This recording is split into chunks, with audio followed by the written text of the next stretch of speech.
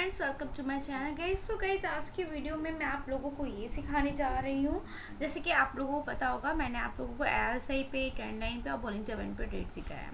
ठीक है, अभी मैंने बहुत इंपॉर्टेंट टॉपिक सिखाया था बॉलिंजर बैंड का, कि बॉलिंजर बैंड से आप इंटरडे ट्रेडिंग कैसे कर सकते हो। एंड गाइस, उससे पहले मैंने एक स्ट्रेटेजी सिखाई थी RSI का 70 और 30 वाला लेवल। ठीक है, एंड मैंने सिखाया था कि RSI में आप सेलिंग पार्ट कैसे उसको लेकर चल सकते हैं। आज मैं सिखाने जाने वाली हूँ कि RSI में आप बाइंग पार्ट को कैसे देख सकते हैं और उससे हम कैसे स्टॉक में कैसे एंट्री ले सकते हैं और उसको लॉन्ग टर्म के लिए कैसे फॉलो करके चल सकते हैं। तो सबसे पहले गाइस, मैंने जैसे टाटा इन्वेस्टमेंट खोला है गाइस। ऊपर की साइड का जो डाइवर्जेंस था, जैसे कि मैंने आप लोगों को बताया, वो सेलिंग पार्ट के लिए होता है। ठीक है, नीचे की साइड का जो डाइवर्जेंस होता है गाइस, वो बाइंग पार्ट के लिए होता है। जैसे आप देख रहे हो, प्राइस ऊपर जा रहा है, ट्रेंड लाइन ऊपर देखने को मिल रही है। बट अगर आप देखोगे यहाँ पर RSI नीचे जा रहा है, ट्रेंड लाइन यहाँ पर नीचे की साइड है, तो इसको बोलते हैं डाइवर्जेंस बना हुआ है। इट मीन्स किसी भी शेयर के अंदर अब बाइंग आने वाली है, स्टॉक ऊपर जाने वाला है, उसका प्राइस ऊपर जाने वाला है। तो आप देखेंगे कि यहाँ पर जब डाइवर्जेंस था, देखिए जब डाइवर्जेंस था तो आज के दिन स्टॉक में बाइंग आई है। ठीक है, स्टॉक ऊपर गया है। तो गाइस, अभी कहाँ पर ट्रेड कर रहा है, 2371 रुपीज़ पे ट्रेड कर रहा है स्टॉक।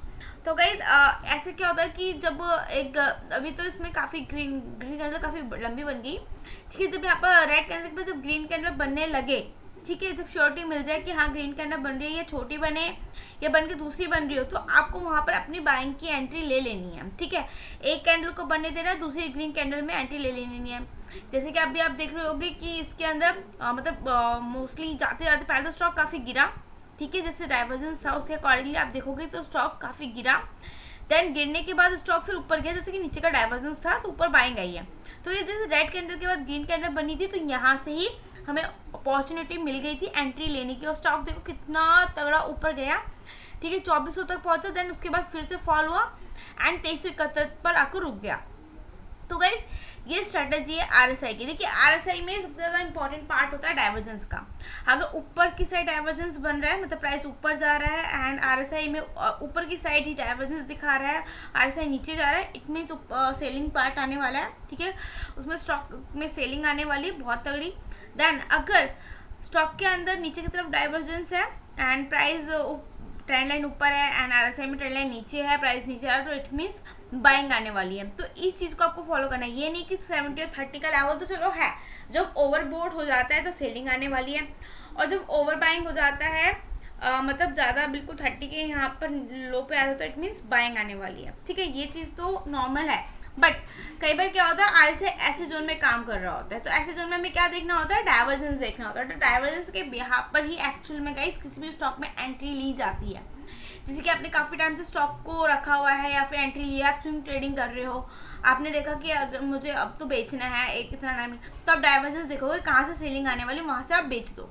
ठीक है, और जब आपको लेना है स्टॉक कि अब मुझे स्टॉक में एंट्री लेनी, तो जब बाइंग सेलिंग आ जाएगी, उसके बाद जो बाइंग की अपॉर्चुनिटी मिलेगी, मतलब जब ग्रीन कैंडल बनेगी, तो आप वहां से बाइंग करके चल सकते हो और उसको कैरी फॉरवर्ड करके चल सकते हो। जितने टाइम तक आपको कैरी करके चलना है, देन फिर से डाइवर्जेंस मिले बने, या फिर आपको लगे कि ये ग्रीन कैंडल के बाद रेड कैंडल थोड़ी सी बड़ी बन गई है, इट मीन सेलिंग आने वाली है, तो आप वहां पर स्टॉक को बेच दो। ठीक है, इसको कहते हैं स्विंग ट्रेडिंग करना। मतलब एक ग्रीन कैंडल बनी, जैसे कि फॉर एग्जांपल मैं आप लोगों को बताऊं कि जैसे कि आपने यहाँ पर एंट्री ली। ठीक है, यहाँ पर एंट्री ली, ग्रीन देखो स्टॉक ऊपर गया, इतने पॉइंट्स ऊपर गया।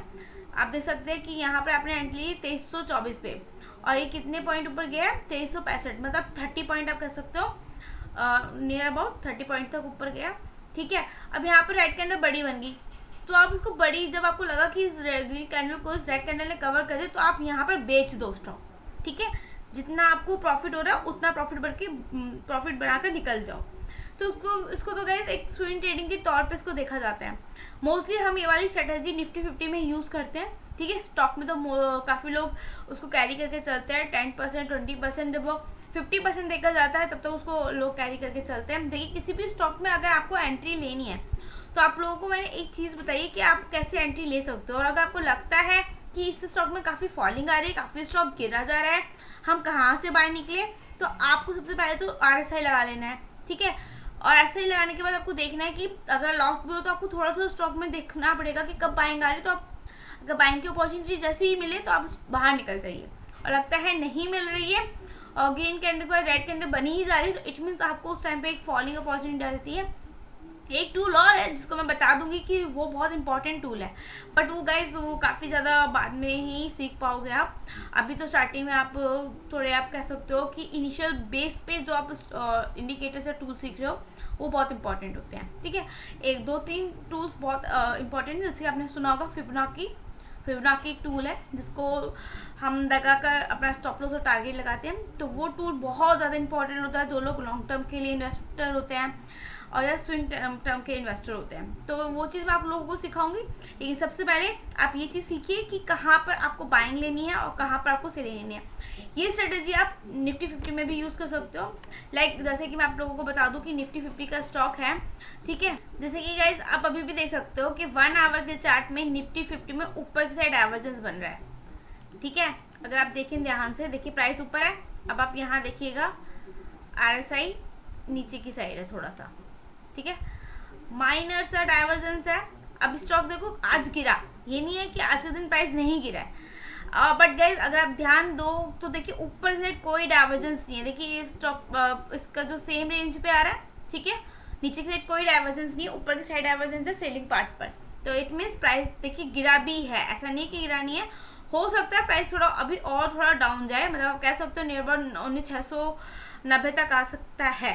एंड गाइज ये चीज़ होती है कि हमें जैसे लोग फ्यूचर ऑप्शन में काम करते हैं तो आप लोगों को क्या करना है, सबसे पहले यहाँ पर डाइवर्जेंस देख लेना है, ठीक है। डाइवर्जेंस बन रहा है तो इट मीन्स रेड कैंडल बनने देनी है, देन आपको पुट बाय कर लेनी है, ठीक है। जैसे ही रेड कैंडल के बाद ग्रीन कैंडल बने और वो ग्रीन कैंडल रेड कैंडल साथ वाली को थोड़ा सा ब्रेक करने लगे तो आप उधर बेच दो, ठीक है।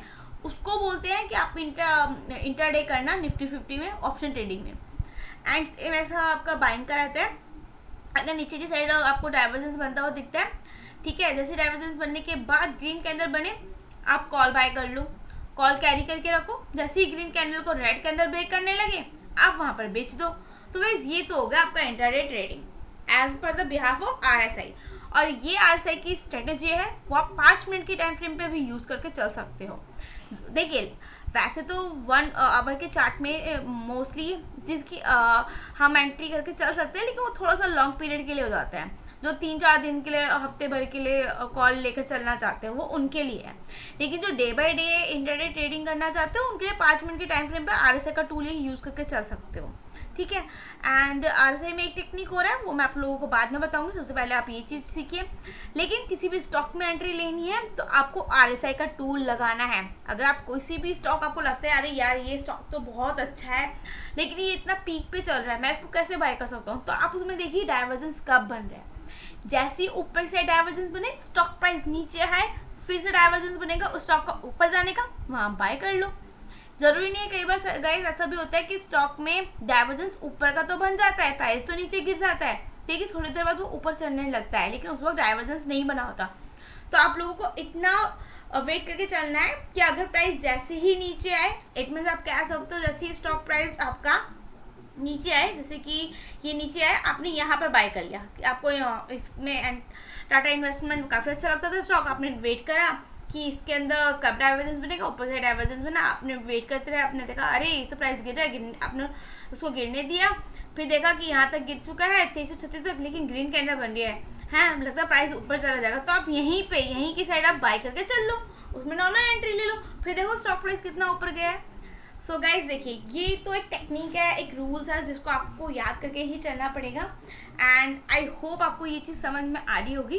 कोई भी डाउट हो तो आप मुझे कमेंट करके पूछ सकते हो, मैं उस पर आप लोगों के लिए वीडियो ले आऊँगी। एंड मैं ट्रेडिंग कोर्स भी सिखाती हूँ, अगर आप लोगों को सीखना हो तो आप मुझसे कॉन्टेक्ट कर सकते हैं। सो गाइज मेरा एक चैनल और है स्टॉक मार्केट बाय RN, तो आप उस चैनल पर जाकर स्टॉक से रिगार्डिंग जितनी भी आपको कोई न्यूज़ चाहिए, अपडेट्स चाहिए, वो आपको मिल जाएगी। So good bye, thank you. Channel पर नए हैं तो लाइक सब्सक्राइब करना मत भूलिएगा।